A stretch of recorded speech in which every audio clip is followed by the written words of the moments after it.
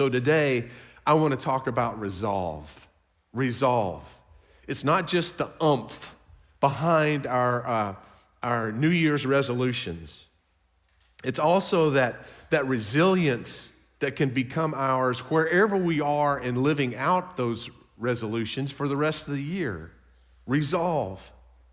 Resolve. It's at the heart of what will help us flourish into our dreams of God's dreams, I think, of who he wants us to be as a church, as Crosswind Church. Resolve. Resolve was what Jesus was trying to impart when he turned to his disciples and said this in Luke chapter 14, verse 28. He says, "For which one of you, desiring to build a tower, does not first sit down and count the cost, whether or not he has enough to complete it?" Resolve begins with reflection. What's really important to us? Are we really committed to living it?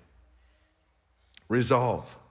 Some of you may know, it doesn't show really, but I've been going to the gym regularly. You know, I'm at that age where certain health challenges come upon you, and I'm trying to push back the years as best I can. And so I'm going to hanging out with a personal trainer, also a personal friend.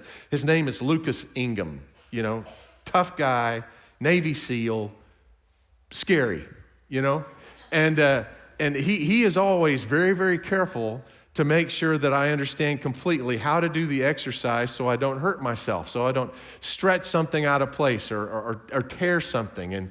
And he's really focused in on the form. But you know what I focus in on? I ask him every single exercise. How many? How many? Is this 8 reps, or is this 10 reps, or is this 12 reps?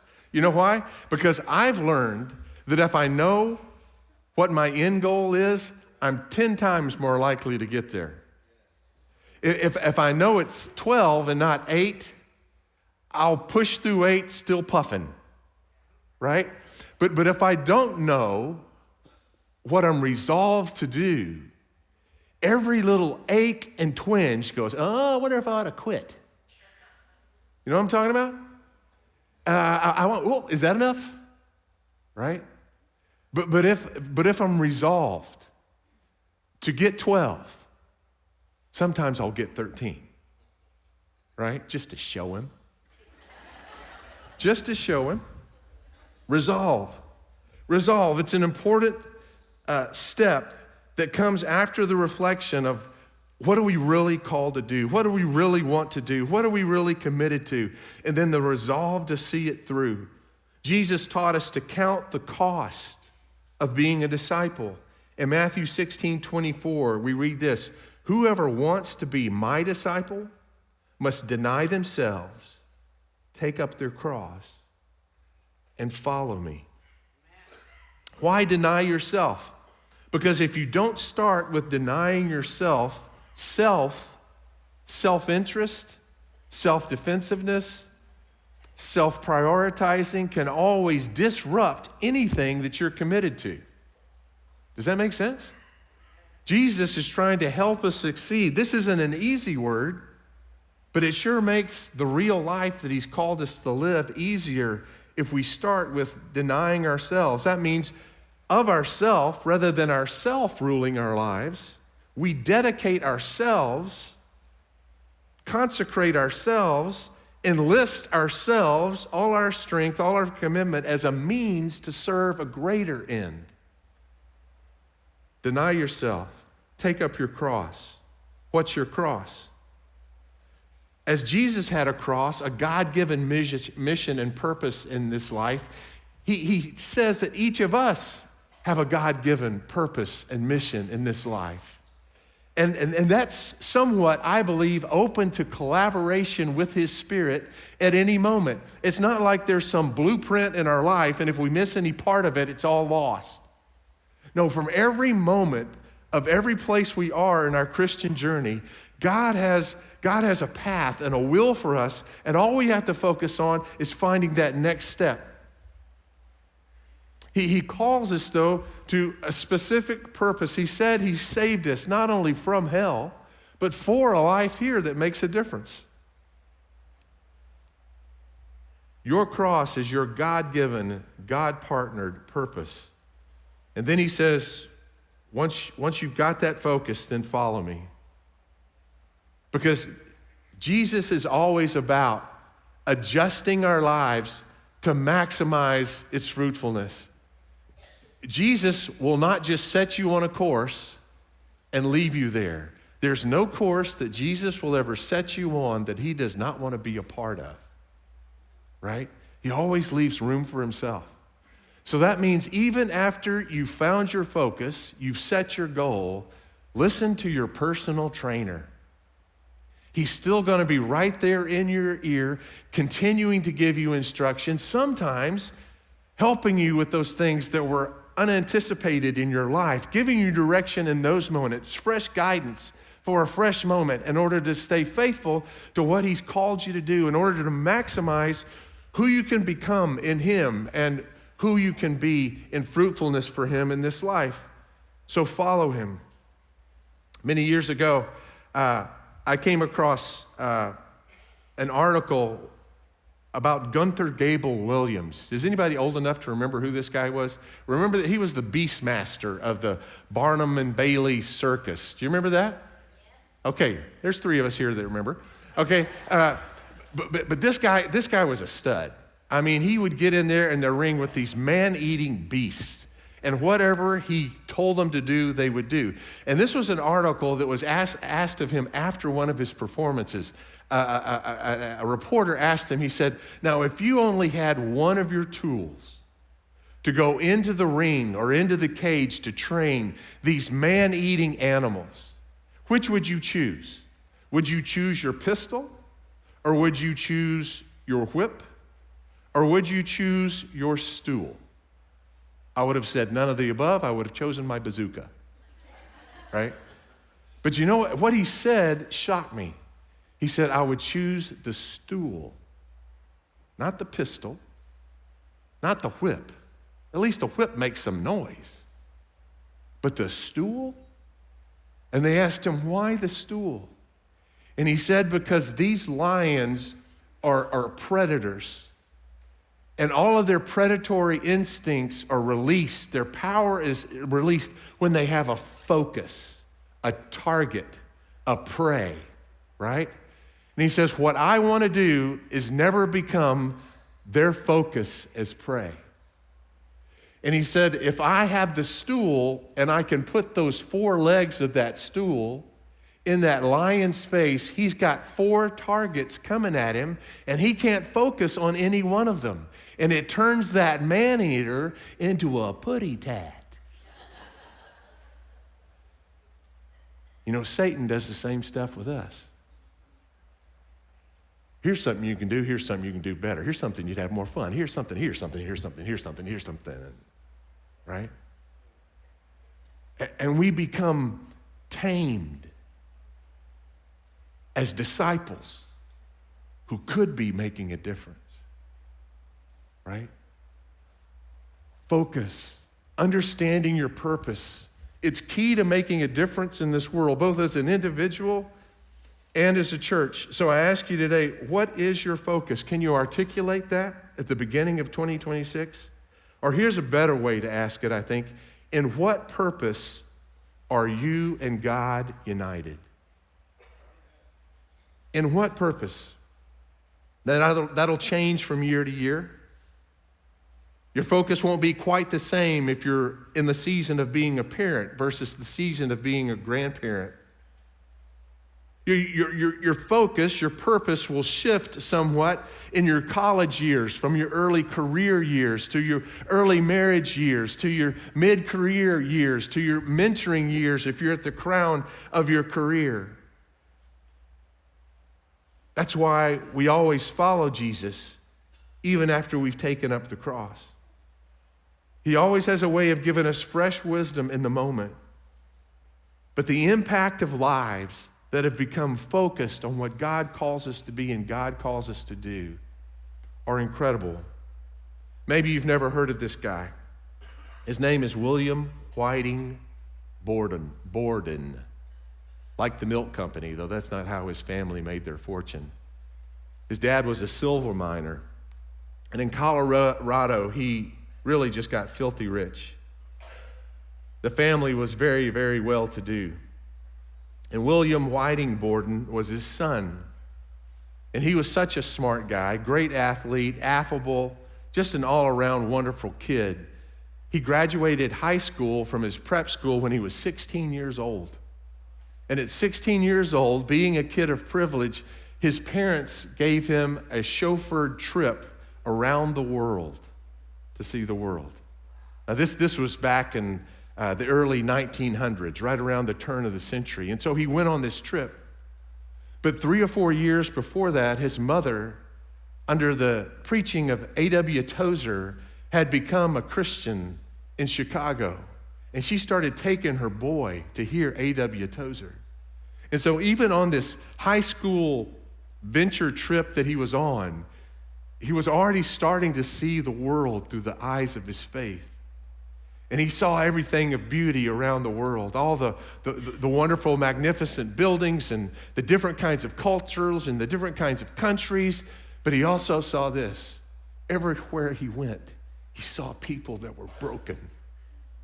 He saw people that were hurting. He saw people that had never heard the gospel or known of its healing power in their lives. And he came back home from that senior trip convinced that God had a call on his life, though he didn't understand why or how, what it would look like. And so he went away to Yale in 1905. He was a freshman at Yale University.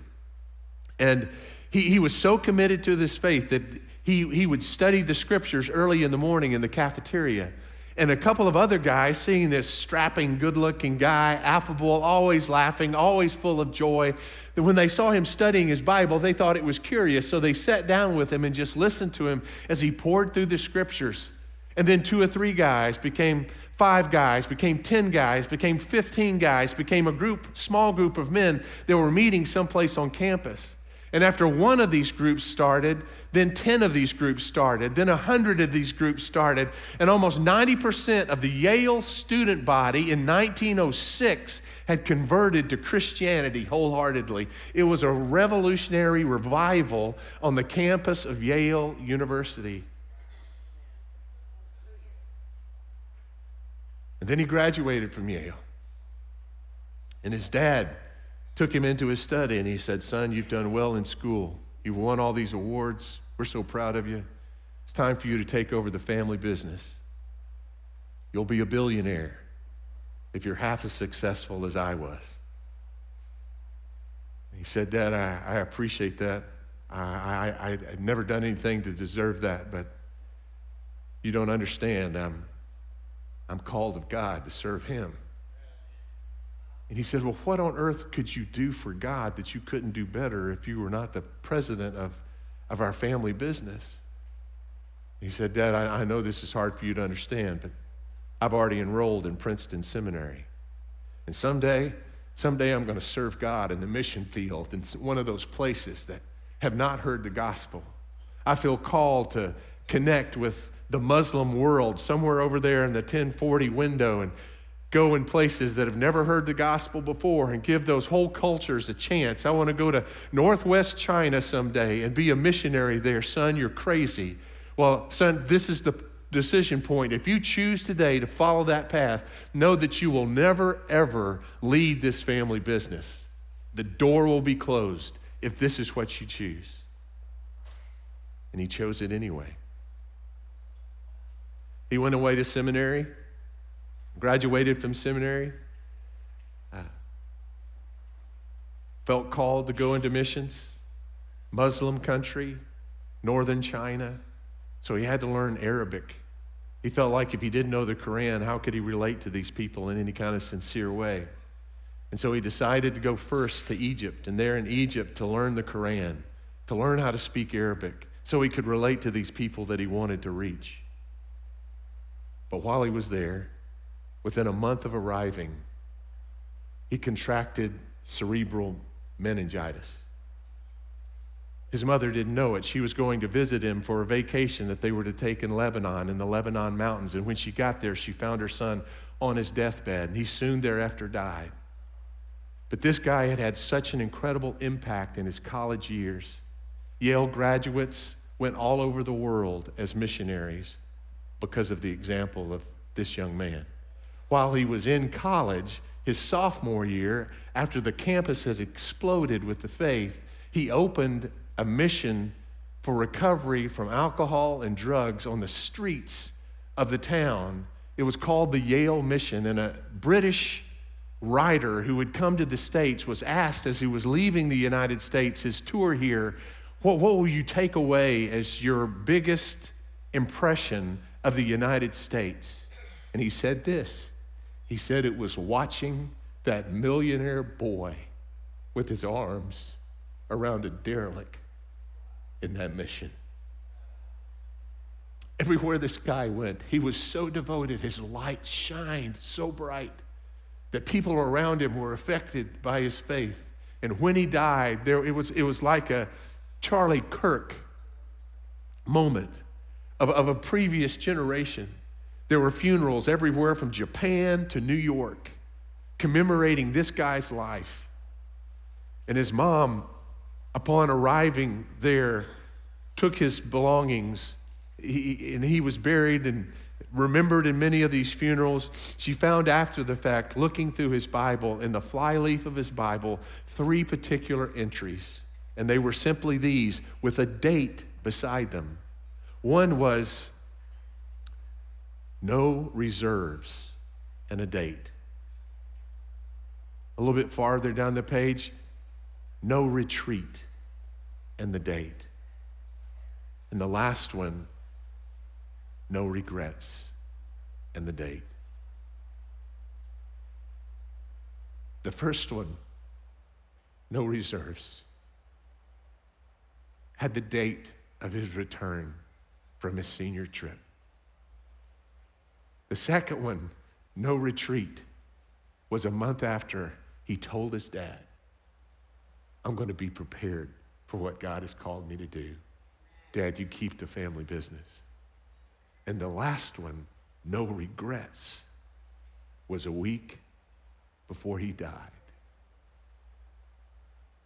No reserve, no retreat, no regrets.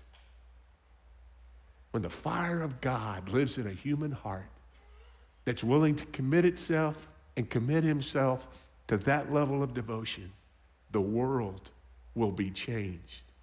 No matter what season the world is in or what year we're living in, God help us to be the kind of church that nurtures those kinds of convictions in one another's hearts. Now, I'm not saying this morning that one of you, in the sound of my voice, so this is completely possible, might be the next William Borden, right? But what would it be like for us to go back in time 250 years and smell what was in the room when the Methodists weren't just a dry, dying denomination, but they were a movement of God? What would it be like to walk into one of those old preaching houses and smell the wooden floors and the wooden pews and the pulpit? What would it be like to hear what was in their hearts as they were looking in each other's eyes and almost stirring the fire in each other's soul to be people who would leave that room and go find someone who was lost, who was yet to know the hope that they knew? This covenant service is from that era. And you'll find it's stout as mustard gas, okay? And as you read it, if you don't read it, and like I am, when I read it, every now and then go, ooh, that's challenging. Ooh, that's over my head. Then maybe you're not taking it seriously. But what I would like you to do is, like the guy in this picture, I'd like you to just try it on, like it's a suit. Next slide, please. Like it's a suit. There you go. Try it on and see where it binds, and notice that. And see where it empowers, and notice that. And maybe after we've gone through these high-level words of commitment, afterwards your own heart will have grown into the size of the suit that we're trying on. Are you with me? My dad used to tell the story of two little ladies that were walking into a suit shop, and they didn't know it, but just ahead of them, it was a sale after Christmas, and a big sale, and they were selling seconds, suits, $1,000 suits for $100. And this guy had gone in for one of these suits, but the deal was you couldn't have it tailored and still get it for $100. So he tried on one of these suits, and one of the arms was a little too short, and it was a little too full on this side, but he couldn't get it tailored. And so the guy who was putting it on him simply said, well, just lift your shoulder a little bit, and like that. And see, yeah, that looks good in the mirror. That looks good. But the pants are too fine. Well, just stick out your gut a little bit. And by the time he had got the suit to fit well, he was trying to walk out of the shop with it on. He was so proud of his new suit. As these little old ladies were walking in, they said, boy, that poor crippled guy. Don't you just feel bad for him? And the other one said, yeah, but doesn't his suit fit nice? I don't know how this is going to fit, but that's okay. The values to which we've committed ourselves are $1 million values. We've already proven that. But wouldn't it be important for us as a church going forward, having paid such a price, to continue to engage these kinds of values? I say yes. So today I want you to feel the crowded meeting hall that we're in with all these other Methodists that are fervent in their faith and making a difference in the world. I want you to smell the wood, and it's not air conditioned, so you may smell other things. I'm not sure, but there's a sincerity in the room that is palpable, okay? And I want you to join me in this experience as we get a taste of our heritage as the Crosswind Church we hope to be.